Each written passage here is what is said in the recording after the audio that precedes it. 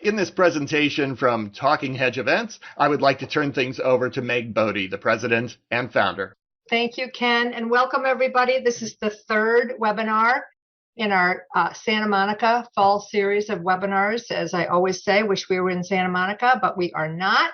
Coming to you virtually, and boy, do we have a big topic today. So we are not going to spend a lot of time. We're going to get right into it. This is a part of our series on customization and alignment of interests. Can't be more perfect than to be talking about ESG integration. And we had such a surge in registrations. Thank you all so much. It's very clear. Your voices are speaking loudly that this is a key topic. And I really want to thank Vidrio Financial for coming to us and telling us they had this survey and, would we help them put on the webinar? We are so happy to have had you entrust this to us. And Tamara Close of Close Group Consulting, who is a partner of Vidrio's. Thank you as well. She's going to lead the discussion today. Quickly, we operate under Chatham House rules. All the opinions and insights and views expressed today by all of our speakers are their own. They're a culmination of all of their experiences and the different jobs they've had, so they do not necessarily reflect the views of the companies that they're working for right now. Okay, I've thanked Vidrio. I also want to thank the others who have supported our fall series. That includes InnoCap, it includes State Street, Bodie Research, Graham Capital, Martlet Asset Management, Brian Investment Group, and Welton. I'm pretty sure I got everybody. Tamara, Manuela, Neil, and Joe, why don't you pop on your cameras? Come on aboard here. And I'm going to let Tamara Close of Close Consulting Group take this over, and I will come on again at the end. Thank you so much, everybody. Have a good session. Great. Thank you so much, Meg. And it's just wonderful to be here amongst all of you today.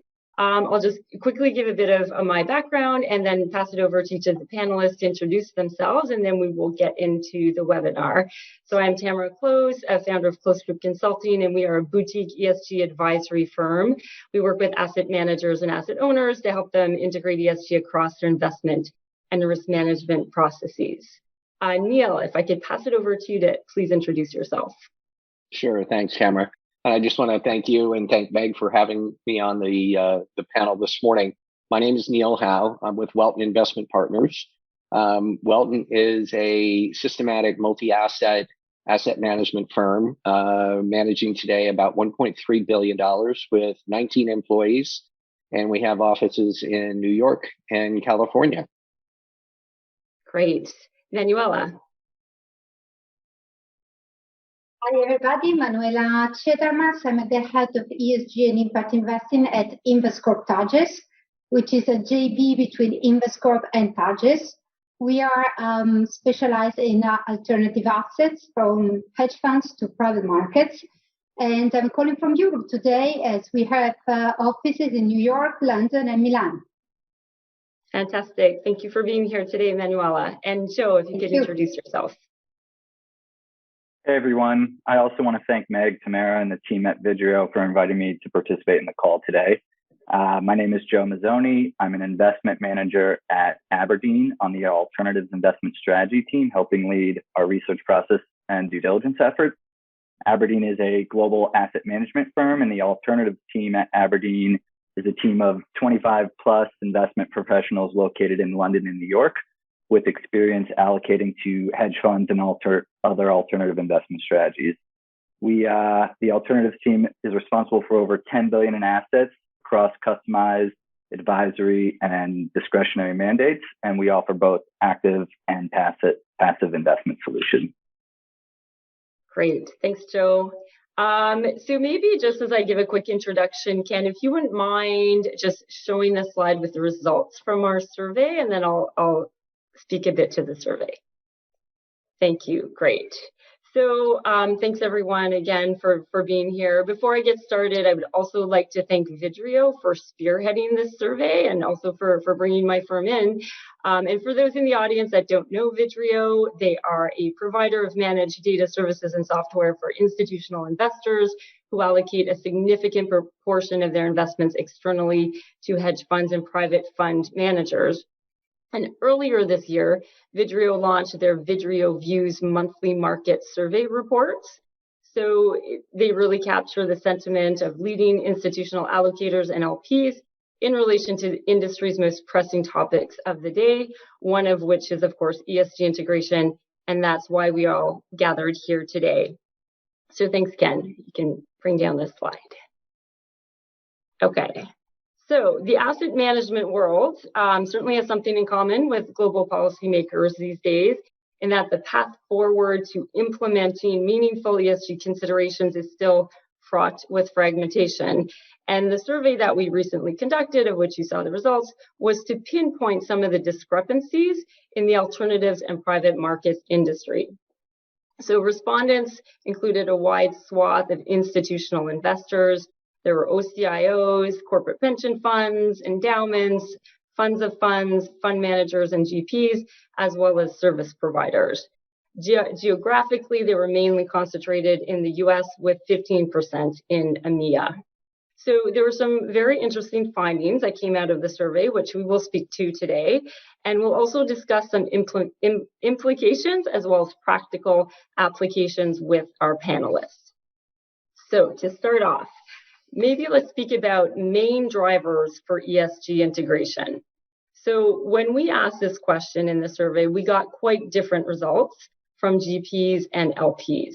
On the fund management GP side, responses were spread out, with equal weights given to LP demand being one of the drivers, maintaining or advancing the firm's competitive advantage or competitive positioning, as well as creating alpha.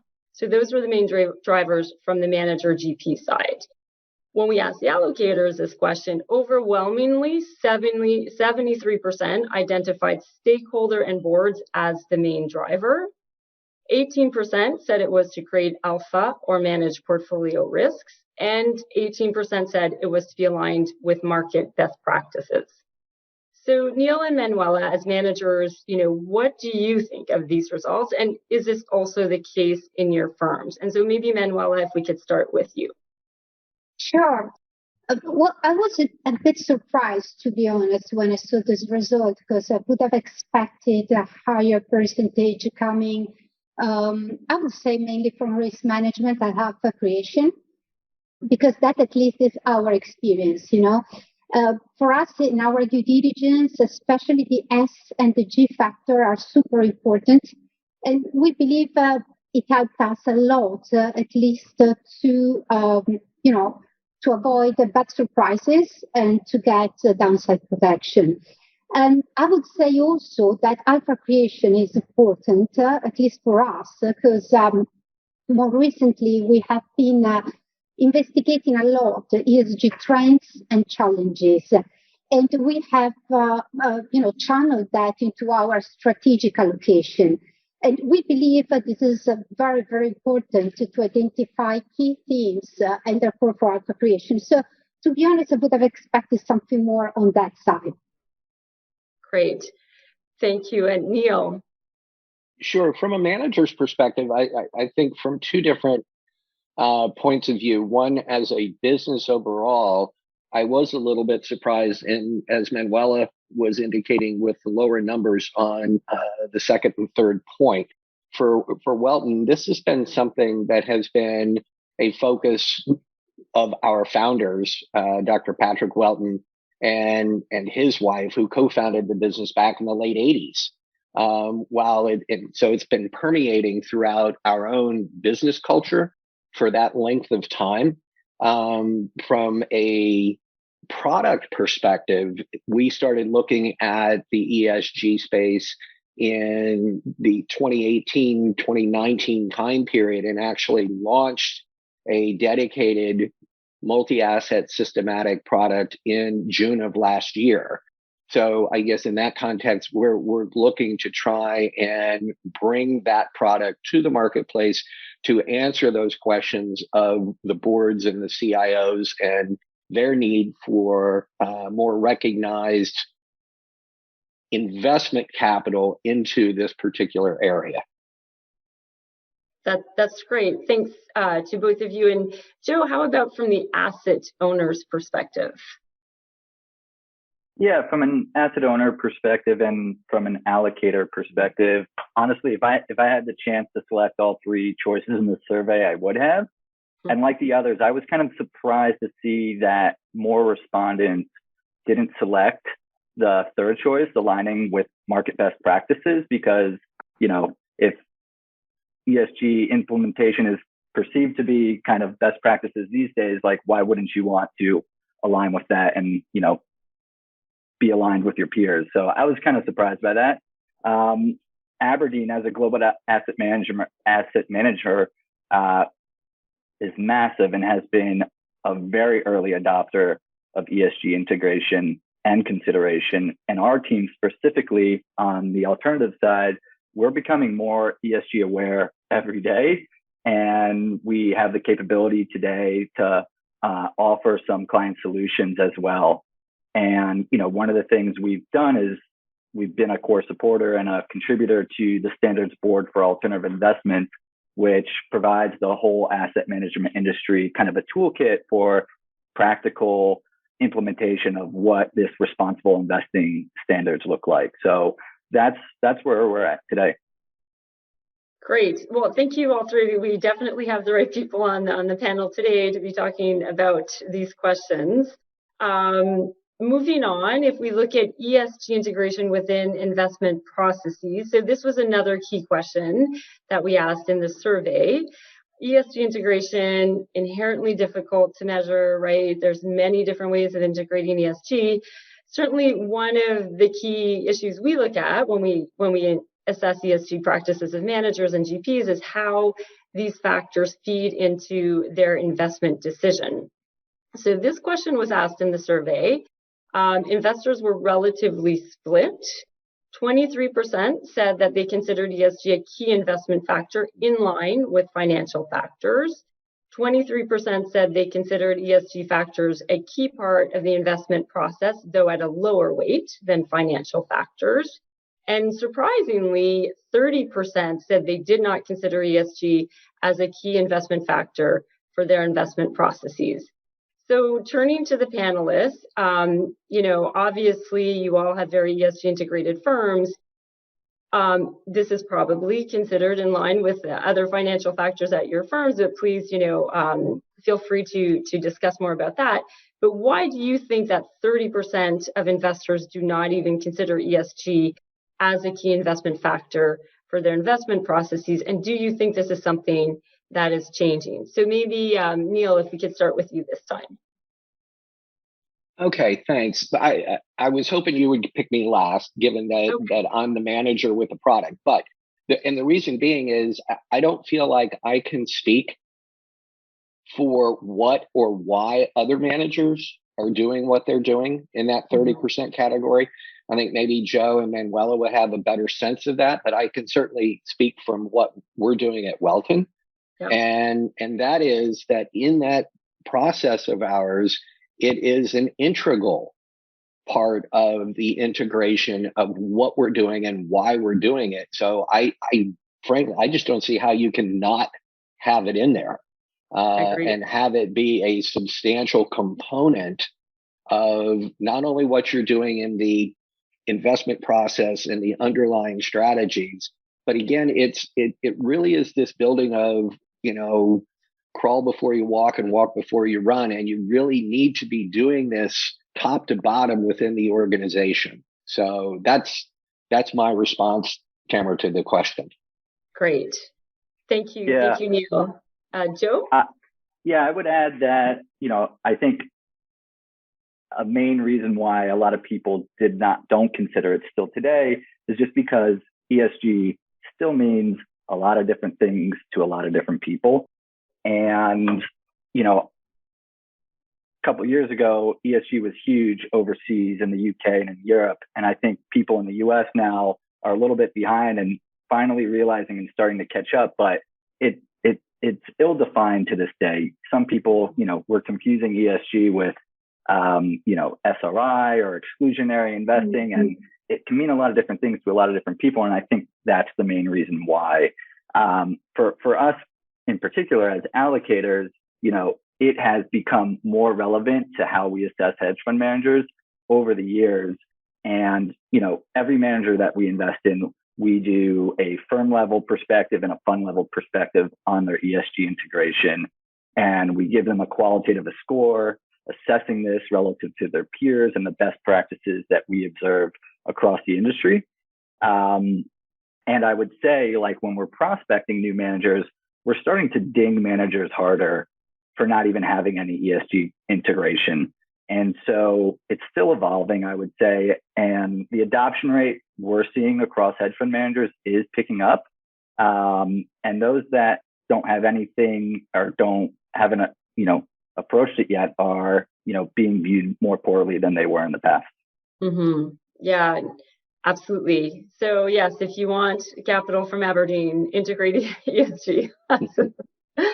So Manuela, most of the respondents from the US, right? You are the other side of the Atlantic. Can you give us any insights on why you think maybe that many people would not be integrating ESG at this point? Well, Tamara, it's interesting because, we have the privilege to cover, different regions. So we have, I would say, a very good point of view, to check how managers are coping with ESG. And to be honest with you, my explanation of that 30% is just that they're not aware they're already doing it, because many times when I talk, in Europe, I would say people is very much aware of ESG. They are very much organized. There's a lot of information about it. They have their own standards, their own ways of integrating it in the process. But, there is a lot of awareness, I would say. In the US, sometimes I get, managers telling me, no, that stuff, we don't do it. Then, the good thing is that we try to start a dialogue with managers, just trying to understand exactly what they do. And when you understand what they do, you realize they're doing a lot already. It's just that they're not labeling that as ESG. A good manager cannot avoid looking at these things because, as Neil was saying before, it's really in the process. So the important thing is to make it more organized, I would say more systematic as a check. But most of the times when you are telling them what you're doing could be considered ESG, could be your own way of integrating that in your process. And there are kind of surprises there, really. So I would say there is a lot of still learning process needed for, many people. But I have to say, I'm really positive because we see an acceleration. Unfortunately, I would say probably because of the pandemic, probably because climate change is becoming so much an important issue, people is waking up, but also because in general, for the public, for investors, these themes are becoming very important. So awareness is, I would say, picking up. And in the last 2 years, I would say really at an incredible speed. Great. Okay. So a lot, people doing it, just not maybe labeling it as. Yeah, exactly. Great. Okay. Next subject we'd like to talk about today. So implementing, holistic and comprehensive ESG integration strategy can take significant effort and resources for a firm to implement, and there can be some bumps along the road to a successful implementation. So we asked in the survey for respondents to identify the main challenge or roadblock for a successful ESG integration strategy. We discovered a mix of answers. Nearly half, 42% of respondents, said that comparability and reliability of data was a notable roadblock. Roughly 1/4 attributed confusion as to what constitutes best practices. So to your point earlier, Joe. And while 16% attributed this roadblock to effectively calculating ESG specific performance. So applying imperfect data to investment decisions has always been part of a manager's responsibilities and can certainly identify those more sophisticated managers. Data is, of course, also the foundation of what Vidrio does, and being able to aggregate different data sources and different types of data and then produce reporting and analytics for their LP clients is really at the core of what they do. So they are well aware of the data challenges, especially with ESG data. Neil, at Welton, as mentioned, you have an ESG product, right? And given your core investment strategies and processes, you also have a particular challenge in using or applying ESG data because you use a lot of derivatives. So could you tell us a bit more on how you're applying ESG factors with derivatives? Sure, happy to do that, Tamara. And I think it's interesting because as data scientists, I guess that's our job, is the implementation of that imperfect data information. And when we set out to create what we call Welton ESG Advantage, we were tackling something we thought was a two-pronged approach. One, on the single name equity side, which in the analysis that we did leading up to the launch of the product back in June of 2020, it was overwhelmingly oriented towards long-only equity products.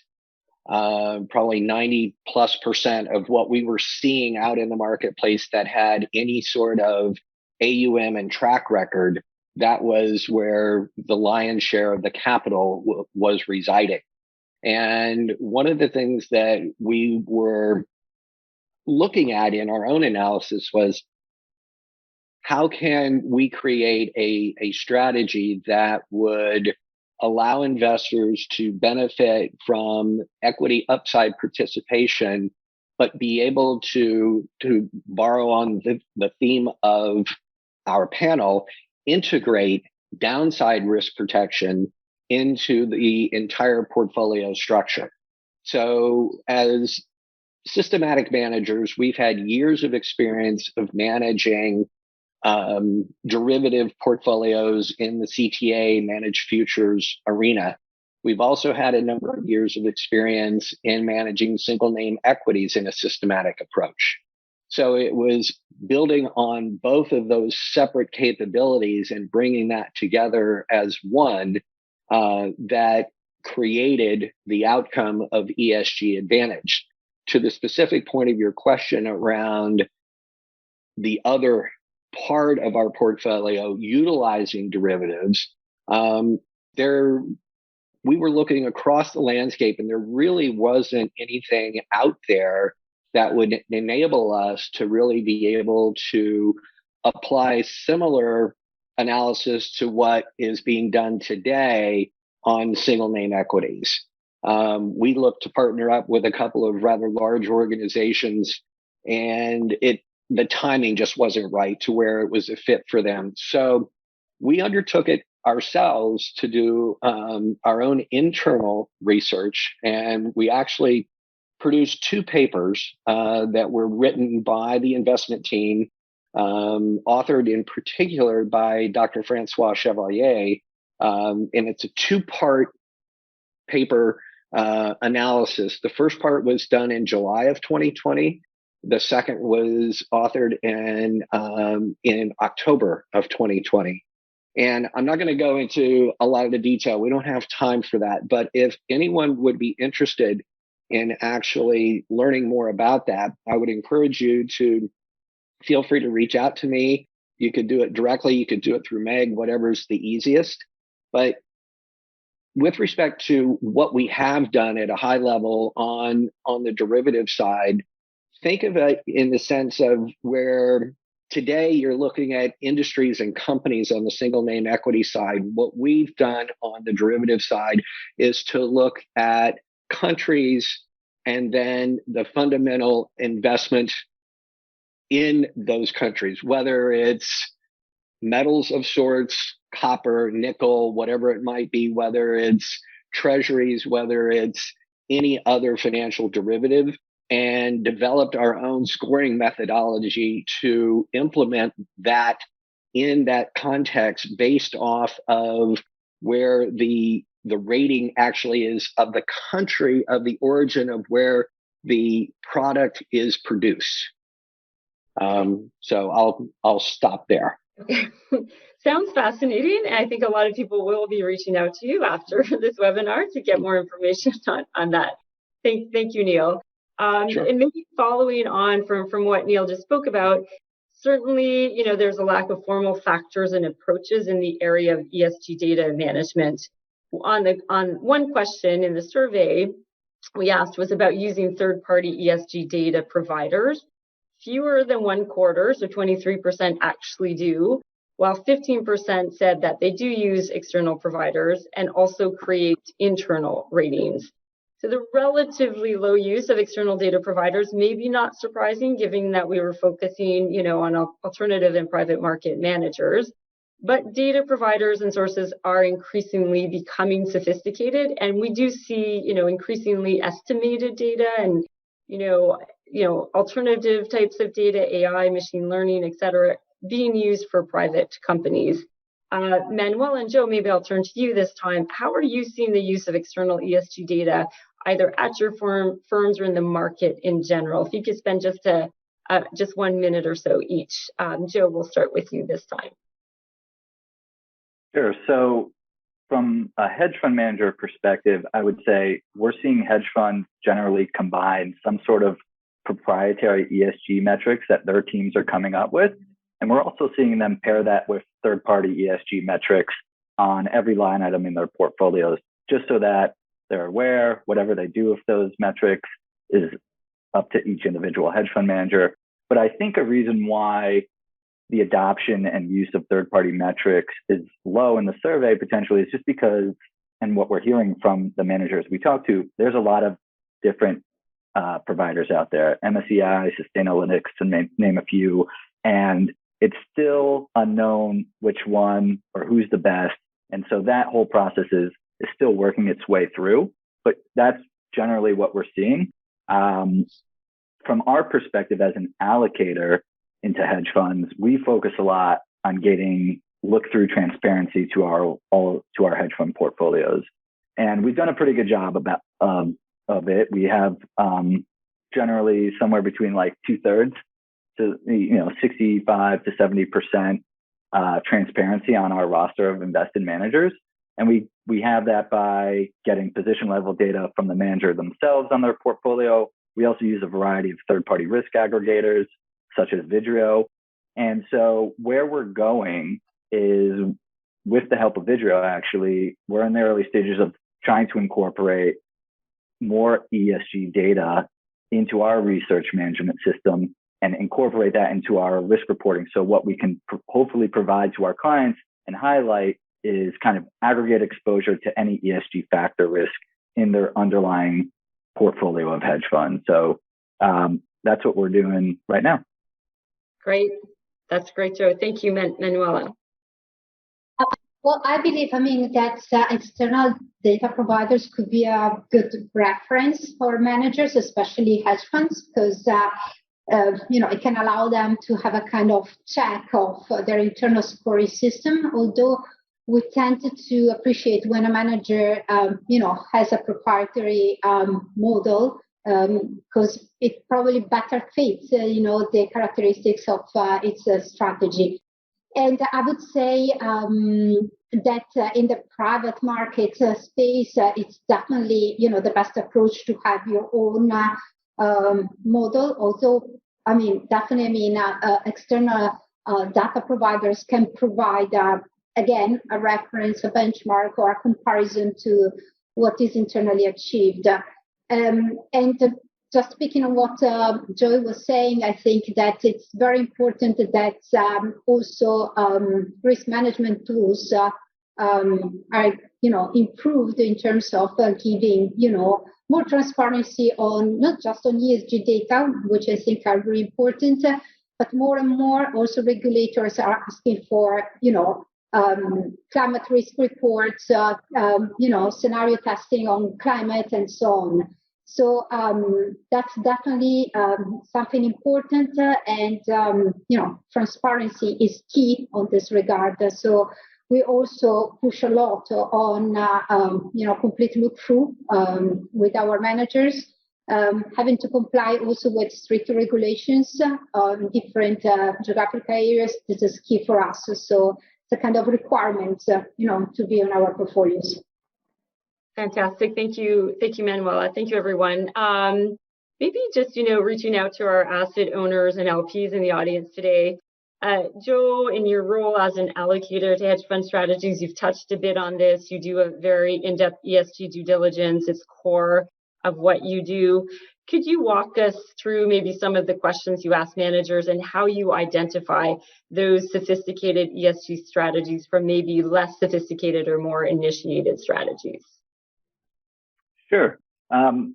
So actually from like a pretty, broad level perspective, the first thing we ask managers is just, do you have a formal ESG policy in place? And if they do not, we strongly encourage that they think about putting one in place, because that's half of the battle, right? And as I think Manuela was kind of pointing out before, a lot of people probably don't realize that they're doing something already that can be considered kind of ESG. So, we take that kind of active owner approach, and we encourage hedge funds that don't have a policy, maybe you should get one in place. But when we're assessing hedge funds and what they're doing from ESG, we take it from two perspectives. One, from a firm level perspective. What's the hedge fund firm doing? Are they acting responsibly? So, but everything from an E, S, and G perspective, the G is always something we have looked at, are there alignment of interest with the clients? Are they also investing in the funds? Do they compensate their employees appropriately, et cetera, et cetera? But the E and the S are becoming more relevant, and managers are becoming more forthcoming with it. So they're highlighting things such as, having energy efficient office spaces, recycling efforts, et cetera. We've even seen some managers kind of stretch and kind of highlight, our kitchens are stocked full of healthy snacks from locally sourced businesses. So, it's really running the gamut there. From a fund level perspective, we're asking how they integrate it into their process, into their investment process, what they do, what data they're tracking. And then us as allocators, we're also kind of taking a step back and assessing the portfolio and say, can we see any kind of ESG factor risk in there? Like they're investing in a lot of high carbon companies or something like that. So that's kind of how we approach it. And based on all those, we kind of form a qualitative opinion on, is this something strong compared to peers? Is it kind of, are they not doing anything at all? Is it moderate kind of integration? So that's kind of how we approach it at this point. Yeah, that's great. Thanks, Joe. So really looking at the firm level, also looking at the fund and investment level. Fantastic. Thank you. So maybe we'll just turn over quickly on the regulatory side. So, one of the questions that we asked about including our ESG factors in risk and opportunity assessments, a small percentage did say that they were waiting for more concrete regulatory standards before formally incorporating an ESG framework into their investment decision-making processes. Again, this was with very much a U.S. focus. Manuela, you're, on the other side of the Atlantic. Regulators have been pushing the agenda over in Europe. Here, they have been relatively quiet, although now the SEC is certainly all over ESG and climate change. So maybe, Manuela, could you give us some insight on how your firm has been and is navigating the regulatory requirements, and if you have any advice for investors in North America? Sure. Well, in Europe, definitely, the regulators have been very active recently. And in March, there was this new regulation called SFDR, Sustainable Finance Disclosure Regulation, which is changing many, many things and gives disclosure requirements for, financial products. And, the final goal, I think it's very important because the idea here is to improve transparency. It's to give, I would say, a certain, framework for sustainable investments, but most importantly, is to limit greenwashing, to avoid greenwashing and what we call impact washing. So what does that mean? Basically, under the new regulation, all financial products have to qualify and to brand themselves, to label themselves either Article 6, Article 8, or Article 9. Article 6 are not integrating ESG, okay, which is perfectly fine as long as you clearly, disclose that. And you also give the reasons why you are not integrating. Article 8 are for those products that are promoting environmental or social characteristics, among others. So I would say are those financial products that do integrate ESG. And then the most interesting one, I would say, from an ESG point of view, is Article 9. Article 9 is for sustainable funds. So for funds that have the intention to have a target, a sustainable target, either environmental or social. The important point is that this comes with important commitments in terms of disclosure. So you don't just label your product, but you commit to disclose, what you're doing, not just upfront, pre-contractual, but also, through time, which is very, very important. So we are ourselves, getting ready for these new requirements. We have one Article 9 product in our product range, which means, committing to very high, regulatory standards. But we think this is extremely important because the highest risk at this point, when so many resources are actually flowing into ESG and sustainable products, is that you may incur in greenwashing or impact washing. So we all want to avoid that. And I believe, this is an important step from the European Union. And the other important step is to set a taxonomy, which has been done already on the environmental side. It's an ongoing process for the social side. But, the EU has set I would say a list, has classified all those activities that can be considered environmental sustainable. And this is, again, very important to create a framework as a common, I would say, standard for these investments. That's fantastic. It's certainly, a lot of managers are struggling with SFDR, and even the ones that are US based, but that are selling products are now fall under the purview of SFDR. And it's just fascinating to see how that's rolling out in Europe, and maybe, a glance of what's to come perhaps in North America relatively soon. We will see, but thank you for that. Tamara, I was just going to add real quick that, to what Manuela was saying, our Welton ESG Advantage is an Article 8 compliant strategy. So we've gone that extra level of requirement to get that done. Great. Fantastic. I know it's a lot of work for firms to get that. And get it is. Yeah, for sure. And so, turning now that we're talking about ESG Focus Products, so we did not ask any questions on the survey about ESG products per se. And there are, we have seen sort of in the news a lot of funds that have kind of rebranded themselves as an ESG product, although there are also some very innovative ESG products out there. Manuela, your firm just launched an ESG and Impact private equity fund.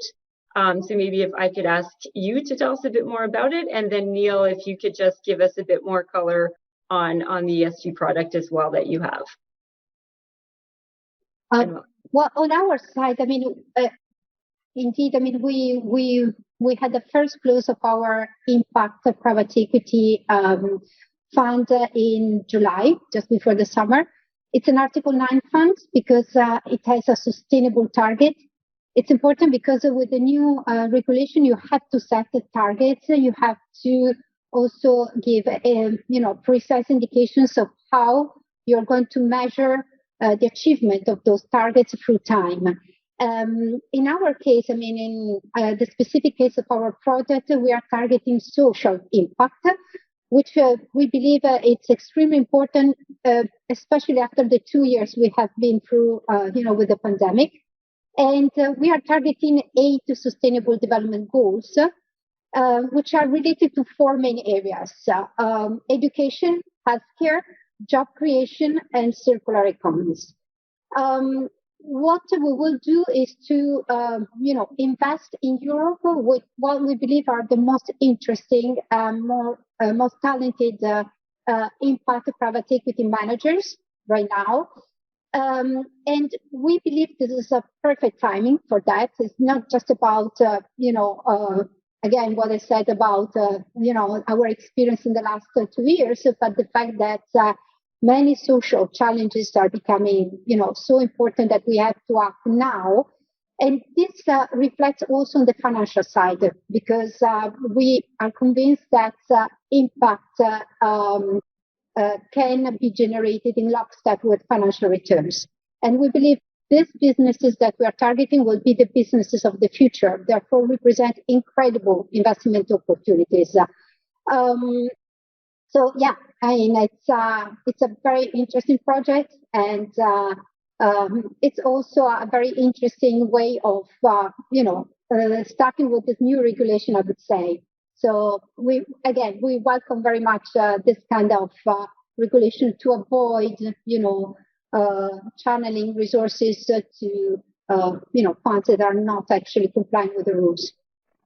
Great. Thanks, Manuela. Neil. Sure. So I've already spent a few minutes on sort of the construct of ESG Advantage. I think just to add a little bit of differentiation from what else is out in the marketplace today, I think one of the key factors for us is the ability to actually tailor our product to certain types of investors, specifically faith-based investors. We have at this point a dedicated Catholic share class within the ESG Advantage framework. So we can offer ESG investors onshore, ESG investors offshore, and we have this ESG Catholic share class. But what I've found and have been deeply engaged in a number of conversations has been oriented around other religious organizations, whether it's the Baptists, whether it's the Methodists, the Protestants. So it's the ability to further tailor the portfolio to certain additional requirements that they may have. For example, with the Catholics, it is centered primarily around the acronym is USCCB, which is United States Council on Catholic Bishops.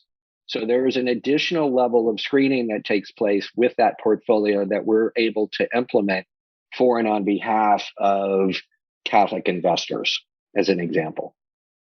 Great. So very flexible. That's fantastic. Thank you. Thanks, Neil. And you're welcome. Joe, as an asset owner, I mean, obviously you were looking at ESG integration across the strategies that you're allocating capital to. But in terms of ESG focused products, especially we've seen obviously a lot of sort of commitments, at least to net zero products flooding the market since COP26. Do you think this is something asset owners will be focusing on, so specific ESG products, or do you think it will be more looking just at that in-depth ESG integration due diligence that you're doing today? I think it's a little bit of both, to be honest with you. From our perspective, there's certainly a lot of funds out there that have an ESG angle to them, whether it's an impact investment fund, as Manuela was saying, or something that has ESG deeply ingrained in it, like Neil was saying. And I think a lot of it at the end of the day will be driven by client-driven demand and what exactly a specific client might want, and be very specific for their ESG needs. Because as we've kind of highlighted, and I've highlighted throughout this panel, is like ESG means a lot of different things to different people still. And from like a broader application of it, we're seeing a lot of our institutional clients ask for just broad-based exposure to funds that might have exposure to minority or female-run funds. And a solution that we've actually developed for our clients is an investable version of the HFR Women Access Index.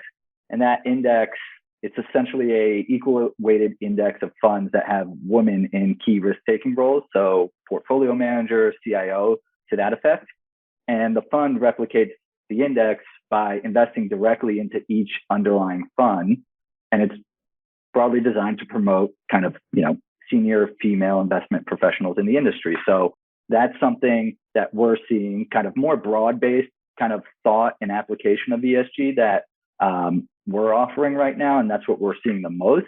I think there are some specific carbon credit funds that I've seen out there, but we're not necessarily looking at them very closely at this point, unless we have a client come to us and say, we need this exposure, go canvas the space for us and come back to us. So that's where we're at this point.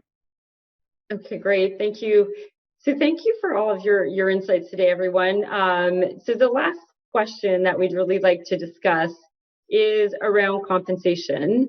Coming up to the end of the year, there's obviously always a lot of talk of compensation, and certainly this year, some compensation consultants are predicting that year-end incentive payments will be on Wall Street, at least will be higher than ever, the highest level since the Great Recession. So that being said, one of the main findings of the survey, which was somewhat surprising, or maybe not, to our panelists, was that investors, and even those leading the charge on integrating ESG, have not tied those same factors to compensation. So ESG performance is, of course, very difficult to quantify, but we've seen compensation being tied to more qualitative type factors. For instance, successful implementation of ESG initiatives at a firm.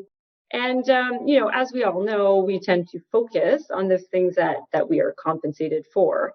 So if I could maybe just ask each of the panelists, is this something you are currently looking at within your firms? And or do you have any tips on how this could somehow be integrated into compensation frameworks, even if this is not something you're doing today? Maybe Manuela, if we could start with you. Sure. So Invest Cortages is a UNPRI signatory. So we have integrated our commitment to sustainability in our corporate governance. And we have created a specific ESG function and actually also an ESG team. And the idea is to have both supervision and implementation, part in our governance that, can take the lead on ESG integration. Therefore, we have also set KPIs for these functions. KPIs obviously on targets that are related to the ESG, to their ESG target, and these KPIs can be both qualitative or quantitative. So I think it's an important part of the process to have also remuneration, linked to ESG implementation. So it's our experience so far. Great. Thanks, Manuela. Neil, any insights here? Sure. Looking at it in sort of two buckets. One would be compensation from a performance perspective, obviously, given that we have a dedicated fund. And that would be consistent with what we would be doing with any of our other strategies in terms of paying for, if you will, performance to those involved in the products and in the strategies.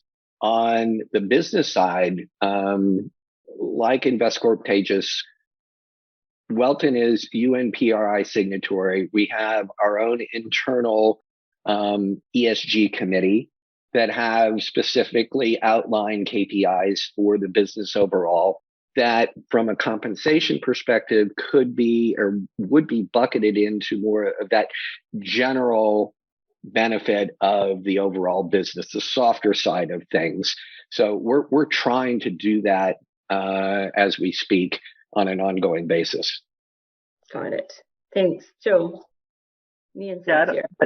Yeah, I don't know if I have much more to add, but, like the other panelists, Aberdeen has, a focus group of ESG people. We're a signatory of the UNPRI as well. We're a signatory of the Net Asset Initiative. But I would say, for our team directly and what Aberdeen has done, which I think is an easy application, is, Aberdeen's blueprint is, very much ESG heavy. And we are encouraged as employees to align our individual goals that we set every year to align them with the firm's stated blueprint. So to the extent that we can show that we've done something, we've achieved a goal that's aligning with that blueprint, that certainly, helps an employee stick out and promote themselves within their performance reviews. That's what I would add from this perspective, but it is a very challenging thing, no doubt. Yeah, no, absolutely. It certainly is something that a lot of firms are struggling with, and how to get those metrics right in terms of any compensation plan. I'm just wondering, Ken or Meg, if we could pull up the results from the poll from earlier on, if we have those. Oh, there we go. Okay. So great group we have, pretty much evenly split today between investors, solution providers, fund managers, etc. Then what's most important to investors now between zero correlation, risk mitigation, ESG? Unfortunately, ESG is not top, but that's fine. Maybe after this panel, it will now become top. And do you currently offer investment ESG strategies? Yes, overwhelmingly at or 38%, under consideration for 14. Fantastic. Have some great options for ESG strategies. And do you think compensation should be tied to ESG performance metrics? So yes, and not sure. Pretty much evenly split. 41 yes and 35% not sure. Super interesting. Thank you. So we have a few minutes left, and I was just wondering if we could, again, turn to each of our panelists, and if you had to sort of have one or two main items or takeaways that you would like to leave with the audience today after this webinar, or pieces of advice, what would that be? So maybe we'll start with you, Neil. One or two main items or takeaways for the audience. Yeah, I think the primary one is that ESG is here to stay. It's not a fad. It's going to be here. And if we think about this, looking out, 25, 50 years and beyond, a lot of the focus right now seems to be more around the net carbon emissions and things of that sort. But the others that are less, I don't want to say unsung, but certainly less sung heroes, are the social and the governance side of things as well. And I think that those will continue to proliferate themselves.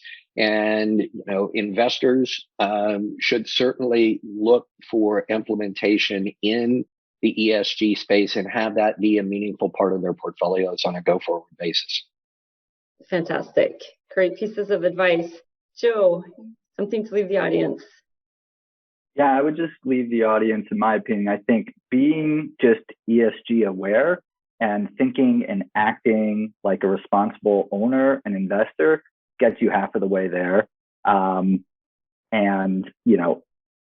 if you want to integrate ESG into your process, be as specific as possible when you're doing that, because the broad applications are, in our view, kind of, a little brushed off. This is not just a check the box exercise anymore. Great. Yeah, absolutely echo those thoughts. Manuela, one or two items to leave with the audience today. Yeah, I would say be ambitious on this, because we definitely need new solutions for E, S, and G. And I would say, don't just stop at the label, go inside, check, make sure, that the process is there, that it makes sense. Most importantly, that it's actually, there is a value add in the ESG integration. It's not just for marketing, it's real. And I think, that's very important. Always open a dialogue, because I think we can all improve if we share our experience, our views. This is a long process, but I think it's important to be part of it. Fantastic. Thank you so much. Thank you so much, everyone. Meg, maybe I'll pass it back over to you. Terrific. I can't believe you got through that whole agenda. That was a very robust agenda, and you're on perfect timing. Well done, Tamara, Joe, Neil, and Manuela. It's such a pleasure to have you here. You covered a lot of topics. I wanted to mention that we did get a comment in our Q&A section today from a former institutional asset owner, a former pension fund gentleman who is a great supporter of Talking Hedge. And he did happen to mention that most of the CIOs, probably at the pension level or the pension type of institutional asset owners, simply are not compensated, by investing in ESG. It'll be interesting to see if some of that changes in the future. I think we're at potentially an inflection point here where there's just a lot of change coming, whether it be the data, the performance measurement, the drivers, the compensation, and you covered all that turf. So that was fantastic. I forgot to mention in my introduction that I wanted to thank AMA, CASA, and Kaya, the associations with whom we partner. Thank them for getting the word out. Once again, a big thank you to all of you and to Vidrio Financial. And for those of you in the United States, I hope you have a lovely Thanksgiving, that you're able to gather with family and friends at last. We won't have a webinar next week, but we will return on December 3rd, and we will be talking about data again. We have a State Street actual research report, so we're going to be doing more of that on December 3rd. So enjoy a little time off if you're getting it. And thank you again. A real pleasure to host these with everyone.